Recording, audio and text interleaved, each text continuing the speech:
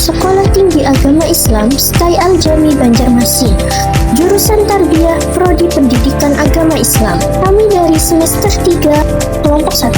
Sebelumnya, izinkan kami memperkenalkan diri. Saya Afina Maulidika dengan NPM 224117251. Saya Aisyah dengan NPM 2241171155. Saya Aisyah dengan NPM 2241171156. Saya Alfisyah dengan NPM 2241171157. Saya Aliana dengan NPM 2241171158. Saya Amelia Riani dengan NPM 2241171159. Baiklah, kami akan mendiskusikan materi tentang Toharoh.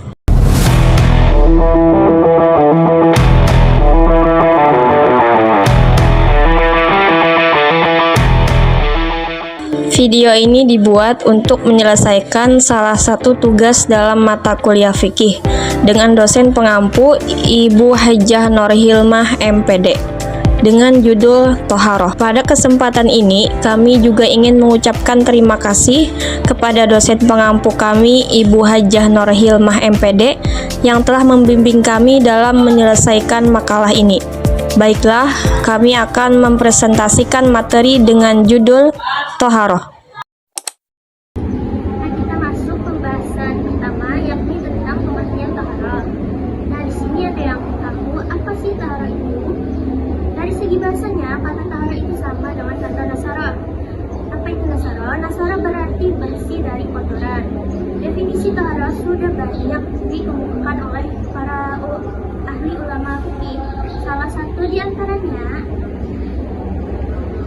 berpendapat taharah ialah situasi atau suatu perbuatan yang memperbolehkan sholat seperti wudhu, mandi, tayamum, dan menghilangkan najis. Taharah merupakan sarana untuk mensucikan diri yang harus dilakukan oleh seorang muslim. Sebelum mengerjakan sholat, seorang harus bertaharah terlebih dahulu. Bagaimana caranya bertaharah? Ya, seseorang harus berwudhu terlebih dahulu dan membersihkan najis yang melekat di badannya. Apakah ada pertanyaan? Izin bertanya, apakah ada dalil taharah itu? Ya, dalil itu ada, yaitu tepatnya pada surah Al-Maidah ayat 6. Selanjutnya, alat bersuci yang utama adalah air. Air bisa digunakan untuk berwudu, untuk mandi, dan sebagainya. Di dalam ilmu fikih, air ini terbagi, ayo ada berapa? Nggak tahu. Jadi di dalam ilmu fikih, air terbagi 4. Yang pertama, air yang suci mensucikan atau disebut air mutlak, contohnya air sungai.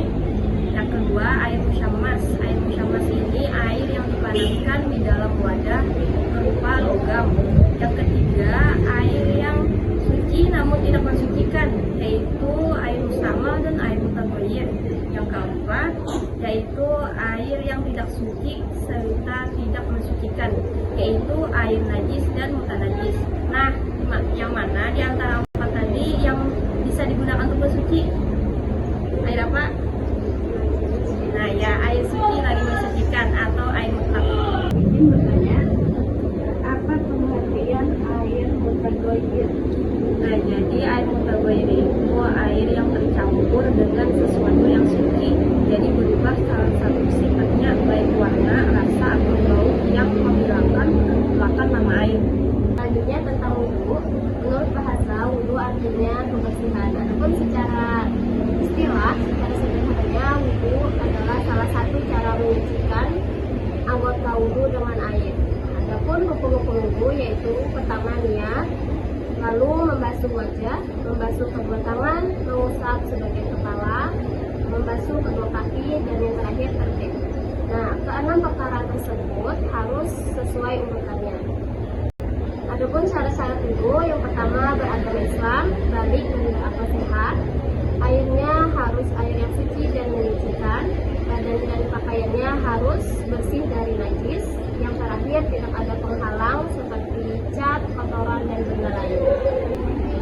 Baiklah, dari materi tentang wudhu tadi apa ada yang ingin ditanyakan?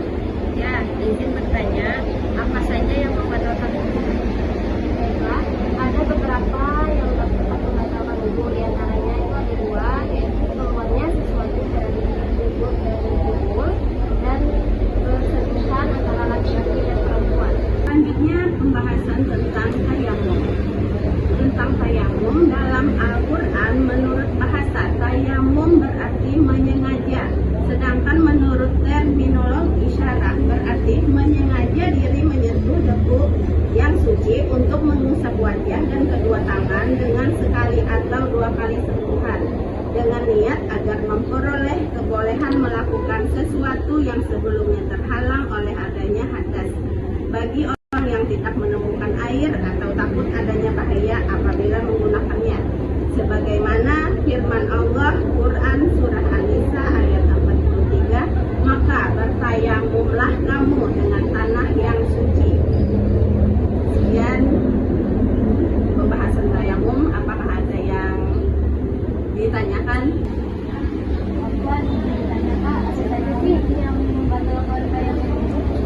Yang membatalkan tayamum itu sama saja dengan yang membatalkan wudhu. Cuman kalau kita menemukan air, maka tayamumnya batal. Selanjutnya, pengertian tentang najis. Najis ialah sesuatu yang dianggap kotor menurut syariat Islam, sehingga menghalangi seseorang dari sahnya atau tidaknya ibadah, khususnya salat. Oke, selanjutnya, adapun macam-macam najis ada 3. Yang pertama, najis mughalazah. Najis mughalazah yaitu najis yang berat atau bisa juga dikarenakan gara-gara ada babi, anjing, dan keturunan dari keduanya. Yang kedua yaitu najis mutawasitah atau najis yang sedang, yaitu najis yang sedang contohnya seperti darah, nanah, air kencing, kotoran binatang yang tidak boleh dimakan. Yang ketiga yaitu najis mukhafafah. Najis mukhafafah yaitu contohnya seperti air kencing bayi laki-laki yang belum makan apapun selain ASI. Mungkin sampai sini saja penjelasan tentang najis. Apakah ada yang dipertanyakan? Ya.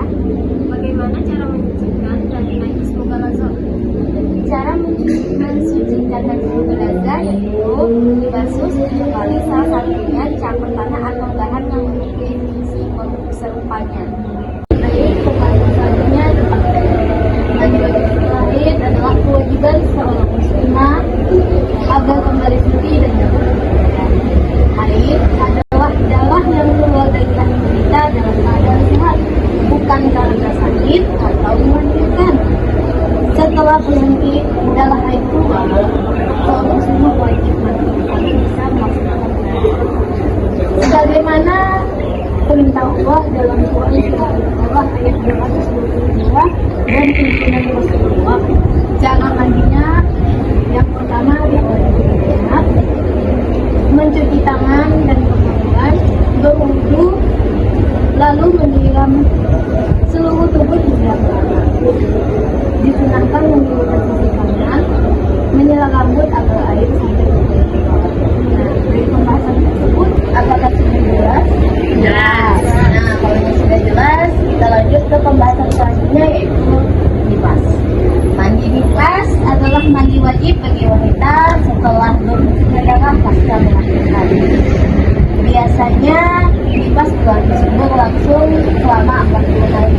Cara mandinya sama seperti mandi wajib lainnya, yakni diawali dengan mencuci tangan dan kemaluan, berwudu lalu memegang seluruh tubuh hingga kaki.